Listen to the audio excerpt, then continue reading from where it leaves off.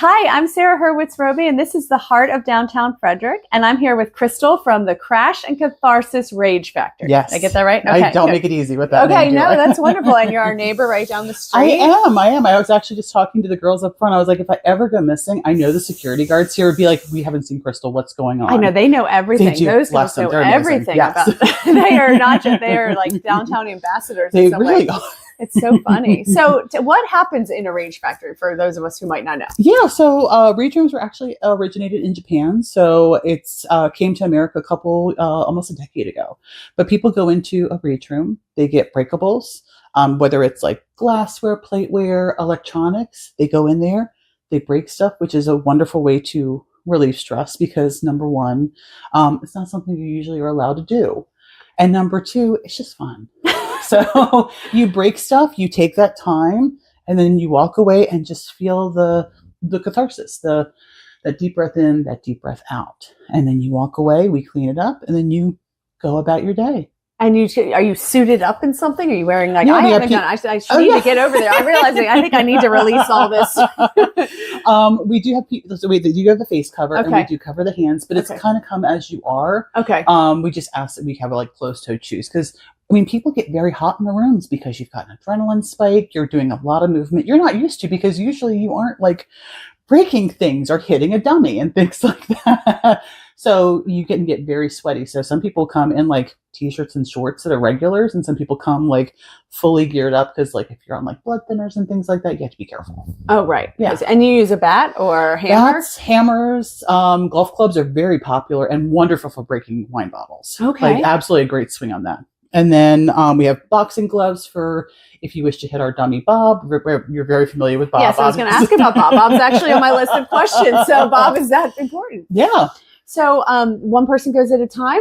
Yep. They go in for, we are a one person per room rage room because of accidentally and intentionally people have gone into rage rooms and hurt other people. I would think so. Not I would think so, but I would think that would be scary, a but also like the accidental happens. Like I can imagine that. So they measure the rooms to see what's the safest area for us. And because we're a newer room, they're a lot more cautious with that. So we have it one person per room and we have 6 rooms. Okay. So we can have 6 people going at a time. It's loud, it's fun, the music's rocking, all the things. Are you underground? We're underground. Underground. Okay. We're So underground. no one else could hear in the building. And we're actually so far under when you're on the main floor of our building, which is in between you and the Weinberg. Right. You don't hear us. It sounds like somebody's like lightly hammering. Really? Because we have so much space below us. How about, are you considered a basement level? Or I what? am, yeah. Okay, so it's a basement level, but it's pretty far down. Yeah. So you just go, it's very surprisingly quiet from the main floor. Like the people who are on the main floor, like, we never hear you. Which is funny because I'm very loud in the basement. How many years have you been there? I'm coming up on our 3 anniversary. Wow, yeah. that's awesome. Yeah. So what was the build out like to build this? Was it an empty basement and then you did the whole build out for the rooms, or was it already something before? It was kind of already set up. The funny thing is it was a nonprofit, and the accountant who works for my husband's and my companies was like, I actually was their accountant. I know exactly where you were. Oh. So it was a basement build out. It was offices that we just then turned into individual rooms. I worked with CNC Construction, and I was very cautious because Frederick is a historic city. I did not want to do anything to risk Frederick. So all of the wood walls are all flame retardant because I didn't want to have something happen and accidentally have something catch on fire. Okay. All of our padding in our scream room is flame retardant. They actually did a burn test on it. Wow. To make sure that nothing was going to happen, because that's the last thing I want is like, we're already, a rage room is a new concept and some people are apprehensive about it. Right. You don't want to have any. But I especially did not want to cause any fires. Yes. So what's the scream room? Is that a whole separate experience? Yeah. So, and the scream room is complimentary. We actually allow people to do that as long as we're open. People can go in there and scream. So it's not a soundproof room, but it's a sound dampening room. Okay. And it's got a decibel meter in there. Okay. So you can see how loud you are when you yell. Primal scream therapy is a type of therapy that people do, whether it's like screaming into a vast abyss, whether it's screaming into a pillow, screaming in your car. God knows I did enough of that with 90s music in high school. But it's that release of screaming is such a big thing. So that's a whole other aspect of it as well, because I definitely believe in like scream therapy helps sometimes just, yelling a certain word really loud and then walking away. Right. It makes a difference. How do you know so much about this? Is your background in mental health, or do you just have you researched it? Or? I've researched it. Yeah. My degree is actually in Shakespearean literature. Okay. I'm All right. really great at Jeopardy in that category. But it's been research and going through therapy myself, reading about different aspects of it, but also like the amount of therapists that come into my space and then educate me on top of everything. It's amazing. I appreciate it so much. What a wonderful concept. Even the free scream room, the complimentary scream room for people. That's just like such a great service for people who might need it. And we do have people who do it. We're a block away from the courthouse. Yeah. We do actually accept walk-ins, and we do get several from people who file at the courthouse and then they just walk over. Wow. But yeah, sometimes, and we have regulars who just go in there and scream and then walk out. And I'm just like, hey, bye. Wow. That's great. That's great to know that exists. This holiday, give a gift that tells your story forever, because your story is our legacy. The Colonial Jewelers box. There's just more in it. Frederick's changing fast. New restaurants, big projects, community debates. Don't hear about it a week later on Facebook. Wake up with Danny Gurry on Good Morning Frederick, the only show that's first with what matters in your backyard. The show airs weekdays at 9 a.m.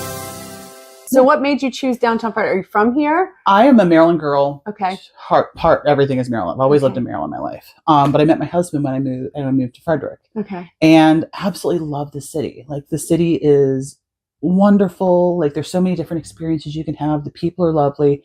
And being a business owner in Frederick, I am in awe of how the business owners openly accept you.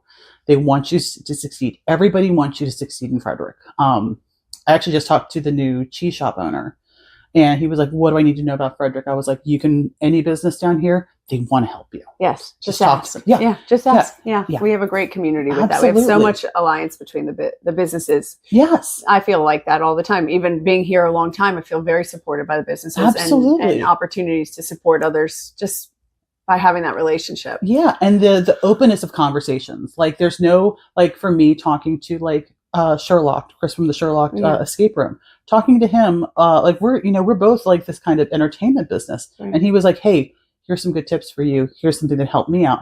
And then for me, I'm like, hey, this just happened. And he's like, oh my gosh, thank you for sharing. Like, the communication and the need for success is massive. Yes. I think that we have something really special here. Agreed. It's been over and over discussed with different guests about how, like, we really have something really special here in downtown Frederick. And so I think everyone's invested in nurturing that and just keep seeing it succeed like that. Absolutely. So tell me about Bob. I have a question here about your mascot. What's he up to? What does he do? I see you wheeling him around downtown sometimes. I'm not sure what he's up to in those He's times. always up to something. Yeah, he's always up to something. Most recently, he was in the 72-hour film fest, which is where they hosted at the Weinberg. Okay. So you have 72 hours to people write a script, make a short film, edit it in 72 hours. Wow. How do they know that they do it just in that time? I think you could be plotting it for years. I'm sure there's something. Yeah, I don't know. But this local studio was like, hey, could we borrow Bob? And I was like, yeah, why not? He's used to being carted around. Yes. So they did a short film about Bob going around town. Wow. And it's on YouTube right now. It was Eastville Studios that did it. I have to check that out. It's so funny because, like, Bob has a voice. And all of a sudden he goes, really? And I'm like, that's how I feel like he's like in videos to me. But the voice was accurate? They actually, did they consult you, or they just? No, it was just this dude, and I heard his voice. I was like, that's Bob's voice, and I didn't even know it. And Bob is just from the waist up? Bob is just from the waist up. So it's a lot of puppeteering. Yeah. But yeah, Bob is our dummy. His name is actually Body Opponent Bag. So it says Bob on the box. I didn't name him. Okay. And we just kind of came up with a segment of Bob Around Town, which all started with the woman who does my photography and did my social media. She was like, Bob should go on a date. So Shuck and Shack agreed to let me take Bob in there on a Tinder date. Oh. And the Tinder date never showed up. I was going to say, how did you supply Bob with a date? I actually had to learn how to make a Tinder account. I was like, what is this nonsense? You're like telling your husband, I swear, I'm doing this for Bob. I did, exactly. But he had a date. The date never showed up. Okay. And then we filmed him going back and forth and did like really sad music, and then had him come back with all the other Bobs, because we have 8 Bobs. We have 8 Bobs. I didn't realize there was not just one. I envisioned there's And there's just one goes around? Or There's a travel Bob for filming. That's our retired Bob. Okay. And then there's 6 in the room. Okay. There's one for photo ops, and then there's one who unfortunately is headless on the wall. Oh. So that's just a reminder not to take his head off. Oh, did that happen accidentally? Did that happen intentionally in the room? But I'm saying yes. It happened intentionally, but then after a year it came off. So okay. So and Bob is to be hit with things. Bob is 100% to be hit. Okay. And we give him 1 day off a month. So he has like a recuperating time, like kind of like so people can allow themselves that moment of like taking that aggression out on something that could be that person they're thinking of, but they can't take it on that person because we're not trying to catch assault charges. Okay, yes. Right. Okay, so, good. But yeah, Bob was part of the initial aspect of us because it was either we were going to lean into taking out the aggression on a dummy, or we were going to get massage chairs. And it was a last minute. I had to make the decision of I invest money into these dummies or the massage chairs, and I invested in Bob. Sounds like you made the right call. I made the right call.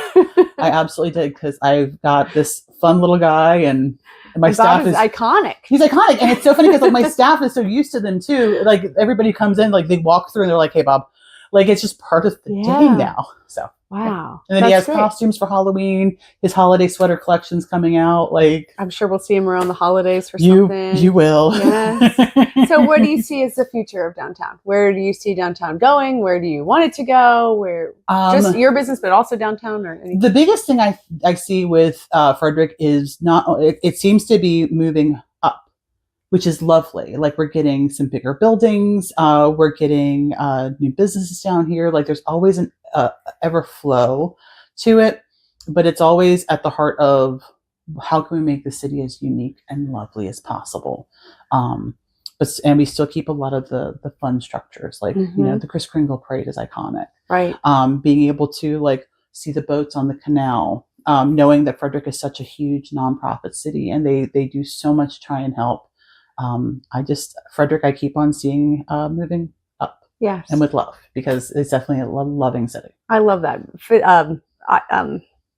Not ironically, metaphorically, and also physically. Yes, up. So, well, thank you so much. Thank you for taking the time to talk. And you're a gem here downtown, so I'm so glad. That's what my first name is, after all. What? A gem? Oh yeah, I would say a gem. I was like, no, I've been calling you Crystal. Thank you so much. Thank you.